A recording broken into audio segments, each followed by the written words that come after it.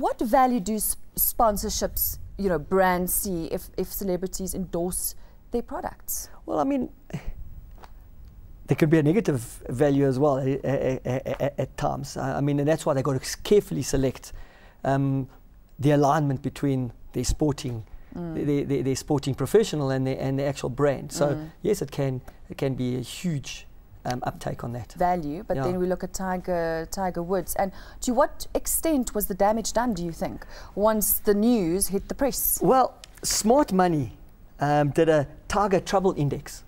Right. What they did is that they took a whole lot of their share prices at a particular time, and then they rated it against the New York Stock Exchange prices. And the New York Stock Exchange had gone up by, I think it was 2%, and all the Tiger Woods brand had gone down by about 0.3% or whatever the issue is.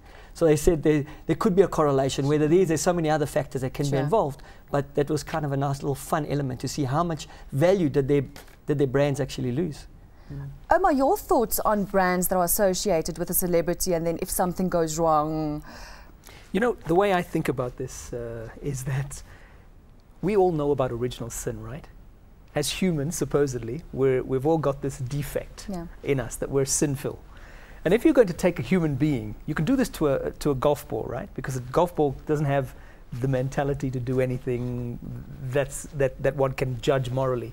But the moment you slap a brand onto a human being, then be ready for all of the complexity that comes with the life of a human being. We're not one-dimensional. We're multifaceted as people.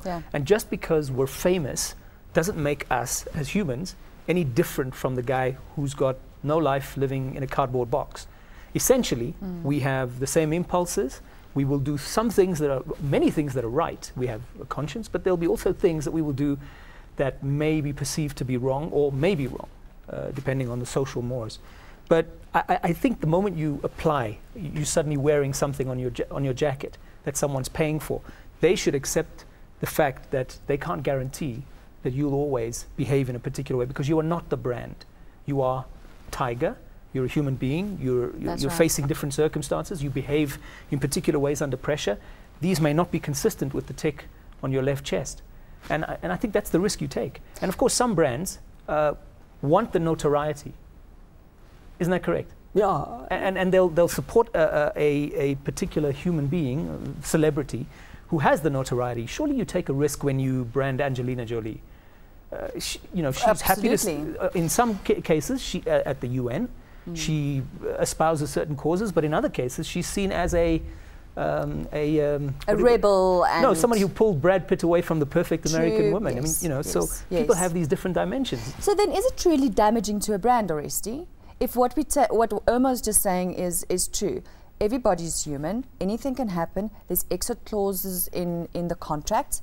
So in the mind of the consumer, does it really damage that brand? Are they going to look at Nike and go, well, you know, we're not so sure? Personally, I don't think so. I mean, at the end of the day, let's be honest, whether Tiger Woods is there or not, if you're buying Gillette shavers, you're going to buy Gillette shavers whether he's there or he isn't there. I mean, even if they drop him as a brand ambassador at the end of the day, are you going to stop buying Gillette? No. I don't think so. Even if he becomes a big sponsor, you know, you'll probably still buy Gillettes. You might change, there might be a small change, but really, that's where you are at the end of the day. And you're right, Omar, I think you've got to, as a brand owner, you've got to take that risk, and you're going to take that risk at the end of the day. But I think the risk comes with the return. I mean, if you associate yourself with that brand, what are really the returns? And hopefully that brand espouses your brand values as well. And if it doesn't, unfortunately, you're going to have to drop him, like Accenture did at the end of the day. Yeah. You know? Well, let's look at damaged reputation, the damaged reputation. So now this has happened.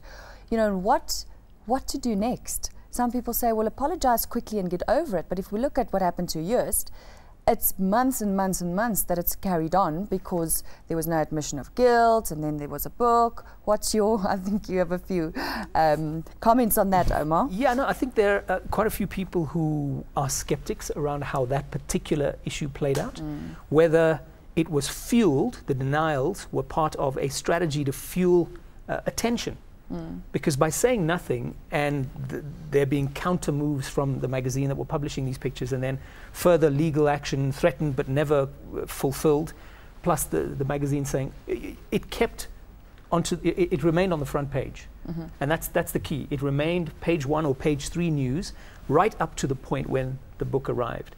And I think that because Just had stopped playing rugby for a long time, if there was anything that was probably good for the book, it was this particular controversy. Now that's what some people are saying, that it was essentially part of a strategic action. So you're saying all publicity is good publicity, basically. In this case, maybe. I want to ask the expert, yes, how much bad publicity can a brand take before it becomes too much? Well, let's take Michael Jackson as an example.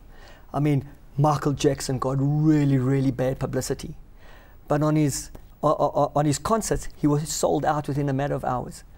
So really, I don't think it's about what that brand does, okay, from that perspective, but what the brand produces. So Michael Jackson, at the end of the day, produced fantastic music from the beginning to the end, okay? So his product was continuously at the top level. Yeah. So your consumer kind of excused you for it. And I think the same with Tiger Woods. I'm not so sure his brand has gone down at the end of the day.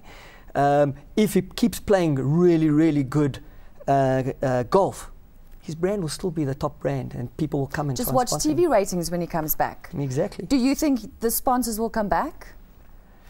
New sponsors, I don't think the same New ones. sponsors, what does it say about society's morals?